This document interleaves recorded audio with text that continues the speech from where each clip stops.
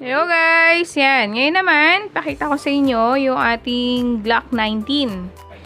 So, ang Glock 19 is compact size.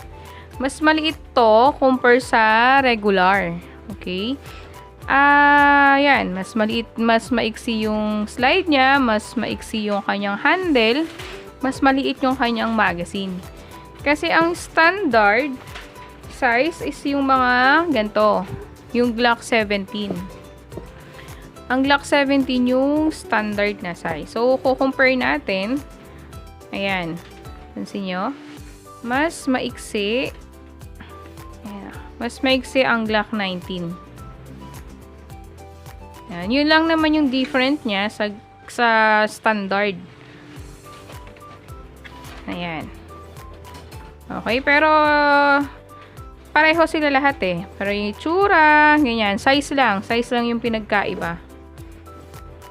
Okay. Tapos yung magazine, syempre, yung magazine ng Glock 19, mas maliit. Mga 20, maximum 20 rounds. Ganyan. Tapos si standard na 17, nasa 25 rounds yung kanyang magazine. So, ganun lang naman guys. Okay. So, itong Glock 19, test fire natin, check natin.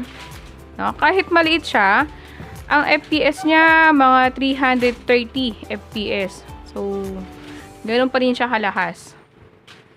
Okay. So, test natin. Ito yung ating magazine. Nilagyan ko na siya ng gas and BB. So, yan. Test fire natin.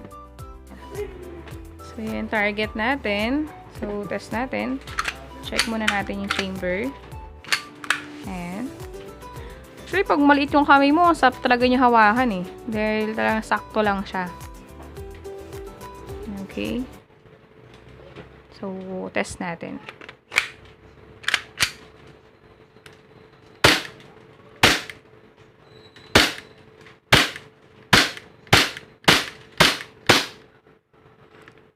So, yun. Ubus na yung bala natin. So, nag-slide lock na siya. Unang ginagawa natin is release magazine for the safety. Then, release lang natin yung slide lock. Then, trigger. So, yun lang guys. Sa mga nagtatanong kung ano yung different ng Glock 19 dun sa mga newbie, ang Glock 19 is compact size. Mas maliit yung size niya compare dun sa standard. So, yun lang naman yung pagkakaiba niya. Okay. So, yun guys, sa may mga gusto pa magtanong or gusto mag-avail ng unit na to, i-message nyo lang kami sa ating FB page na redmantoys.com. Yan, para ma-assist namin kayo, mabigay namin sa inyo yung info. Okay? Thank you so much. Bye-bye!